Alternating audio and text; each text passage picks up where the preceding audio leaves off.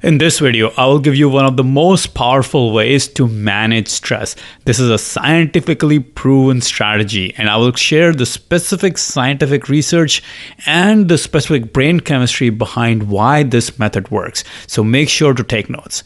Now let's jump into the research study. Researchers took a group of GRE test takers. GRE stands for Graduate Record Examination. It is a very cognitively demanding exam. There is limited time and high pressure. And this exam is used to evaluate your suitability for master's and PhD programs in the US graduate programs. So the researchers took this group of test takers and split it into two groups. Group 1 was taught that pressure affects your cognition negatively. It affects your thinking. It affects your ability to solve problems and challenges. It affects your overall brain performance. On the other hand, Group 2 was taught to see pressure and anxiety as beneficial. They were taught that pressure is good for them. They were taught that pressure helps them give their very best in life. So what was the final result of this research study?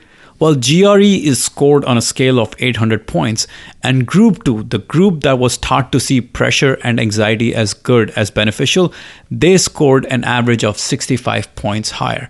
Now, you might be wondering, why exactly does it happen? Is it just some motivational rah-rah thing that gets you excited for a few minutes and then you're back to normal? No, there's actual science behind it.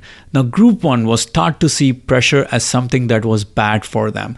They were perceiving that situation as a threat to themselves. And what happens when you perceive a situation as a threat? Well, your body releases noradrenaline. What does noradrenaline do?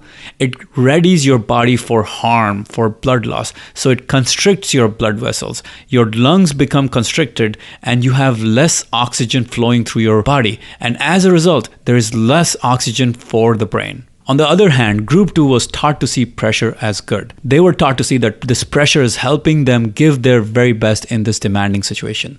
So while Group 1 was perceiving this situation as a threat, Group 2 was perceiving this situation as a challenge.